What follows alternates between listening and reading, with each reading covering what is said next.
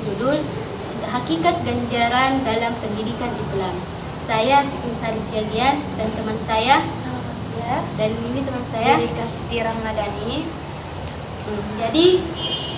Jadi judul kami hari ini yaitu Hakikat Ganjaran dalam Pendidikan Islam.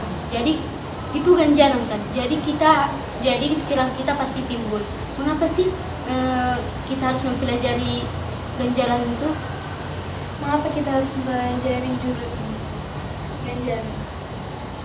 Karena kita merupakan peserta didik kan. Ganjaran itu kadang kan sering kita lihat atau kadang kita dapatkan kegiatan kita kan dari guru, dan juga kan kita kan calon pendidik juga kan, dan itu juga nanti merupakan salah satu hal yang perlu kita tahu untuk kita terapkan juga. Iya. Itu pentingnya kita mempelajari ganjaran pada pendidikan Islam. Kemudian bagaimana supaya kita memahami materi ini? Ya, kita harus mengetahui apa itu ganjaran, apa yang disebut dengan ganjaran. Kan ganjaran itu kan apa? Kayak sebuah hadiah ya yang diberikan untuk kita. Dulu itu apa itu ganjaran? Kita tahu, kalau kita tahu, setahu aku ganjaran itu seperti hadiah yang diberikan guru untuk kita, misal kita ranking kelas ataupun kita bisa mendapatkan jawaban yang guru bertanya sama kita gitu. Jadi kita diberi hadiah.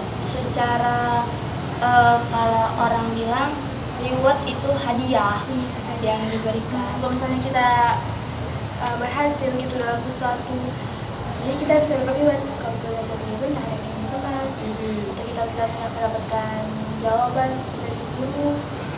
Ya, perlombaan juga bisa. Ya, bisa juga itu kayak ada seminar-seminar gitu kan, kita mendapatkan hadiah. Reward. Iya, karena kita berhasil dalam suatu hal yang baik, entah menjawab pertanyaan contohnya, menyimpulkan apa yang disampaikan orang juga kita. Itu kalau ganjaran itu ataupun hadiah itu nggak seharusnya, kalau ranking kan itu buku ataupun apa, nggak semua buku. Ada juga coklat, permen. Jadi reward itu semua hal yang baik lah. Iya, yang baik, yang membuat kita semangat kita aja. Kita diberikan coklat pasti kita semangat. Kalau menurut aku baca nih kan, ada dari pendapat ahli dari ganjaran atau hadiah adalah alat pendidikan yang represif yang menyenangkan, diberikan kepada anak yang memiliki prestasi tertentu dalam pendidikan, memiliki kemajuan dan tingkah laku yang baik sehingga dapat menjadi teladan bagi teman-temannya. Ini untuk jadi motivasi lah gitu kan, bisa kita bisa dapat ranking atau apa, kita dapat Jadi mengapa ganjaran itu perlu dalam pendidikan itu? Kemana ya? Mengapa ganjaran itu merupakan salah satu yang penting dalam pendidikan?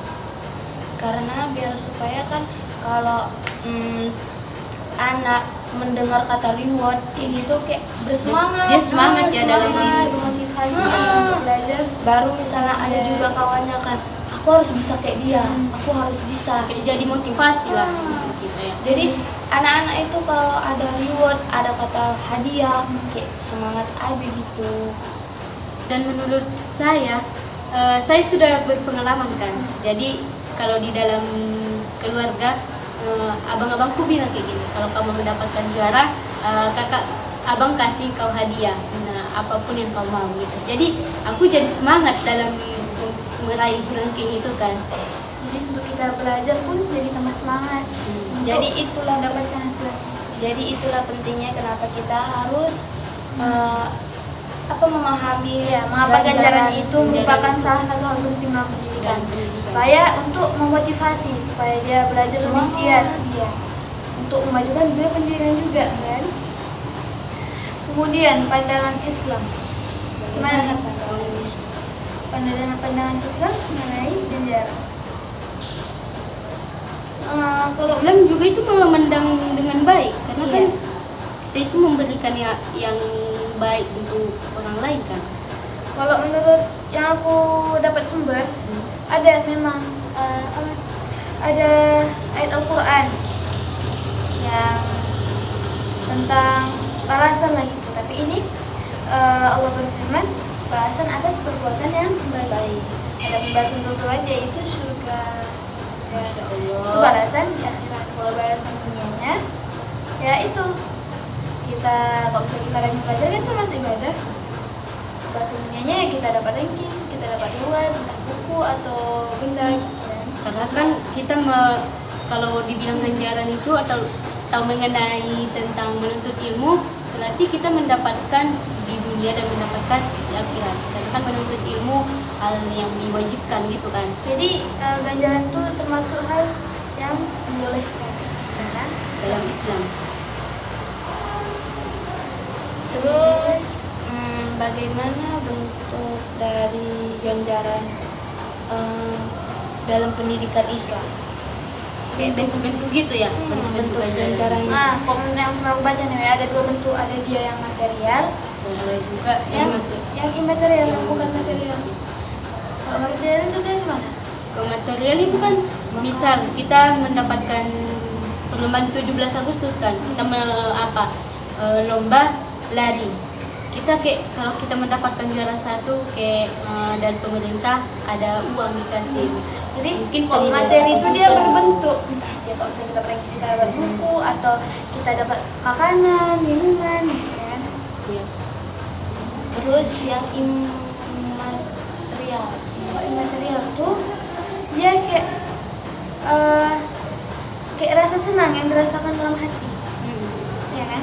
Bangga berarti Dia bangga menjadi Bisa aku menjadi dapat. juara Iya. satu dari berapa orang-orang itu kan. Jadi apa? kayak tambah termotivasi tuh bentuk-bentuknya sih ya, kalau yang dari aku baca. Dan usaha kita itu kayak gitu ya, terbayar gitu, usaha yang mungkin banyak tantangan lah, dia menjadi terbayar usaha yang dilakukannya. Terus kalau bentuk imaterial lainnya itu ada ketentraman. Ini dari sumber yang aku baca dari salah satu makalah. Ada dari pahala dunia dan akhirat juga, ada keturunan. Kan kalau misalnya kita jadi dapat ganjaran itu, karena tadi yang material dan material itu karena kita dapat ganjaran tersebut kita jadi termotivasi untuk selalu istiqomah terus pendirian dalam belajar. Dan ada juga hidayah Allah. Hidayah Allah itu gimana ya? Kita bersungguh-sungguh karena Allah. Jadi Allah juga mempermudah karena kita kan Karena kita itu mana yang kata tadi, hidayah itu kan dia kadang kita yang harus mencari. mungkin kita harus Mungkin mencari karena kita belajar itu kita bisa mendapatkan hidayah Allah. iya. Satu dia. Terus bagaimana cara mengaplikasikan ganjaran pada pendidikan Islam?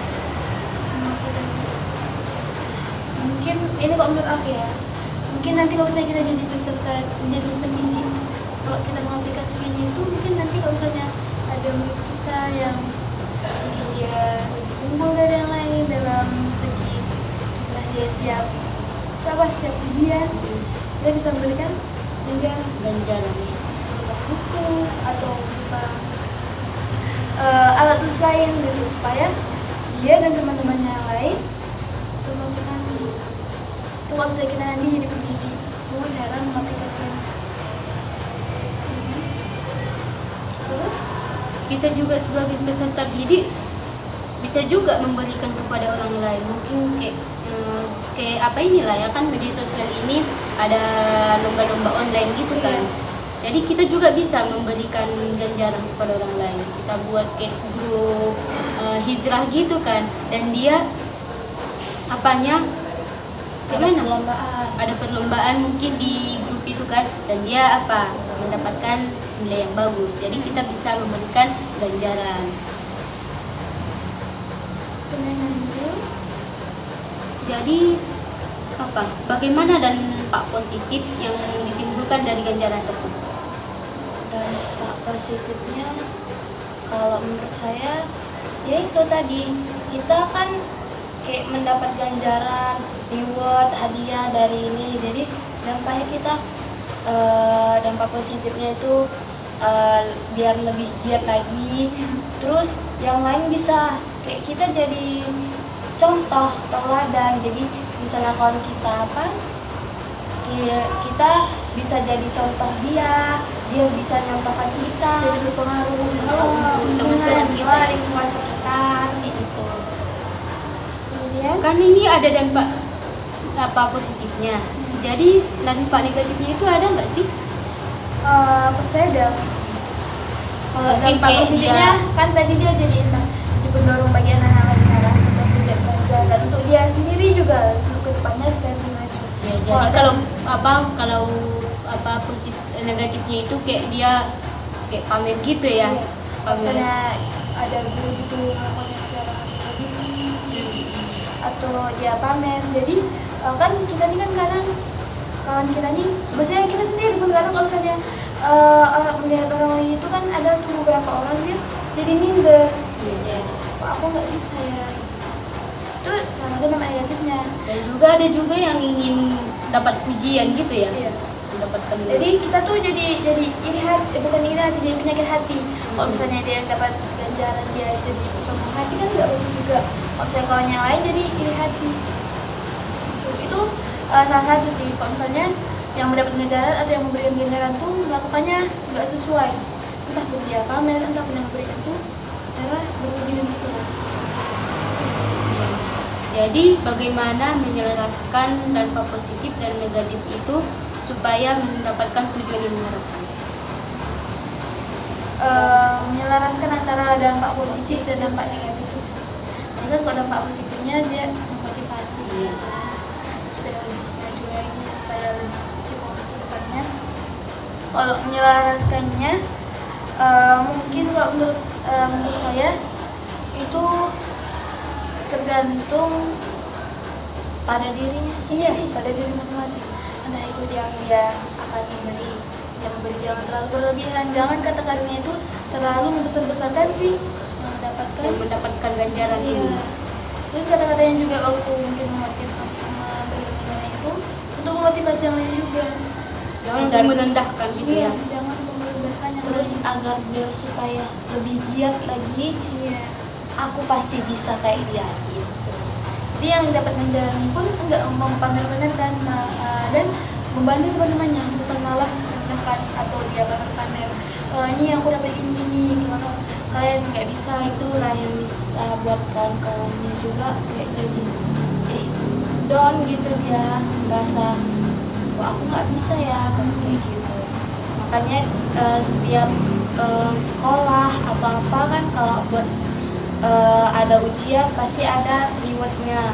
Dari situlah bisa memotivasi semua murid biar agar bersemangat.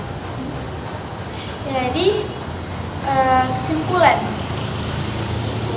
dari diskusi kita hari ini yaitu mengapa kita harus belajar diri ini, karena kita merupakan peserta didik dan kemudian ada menjadi pendidik yang ini merupakan hal yang Perlu juga untuk kita iya, terapkan.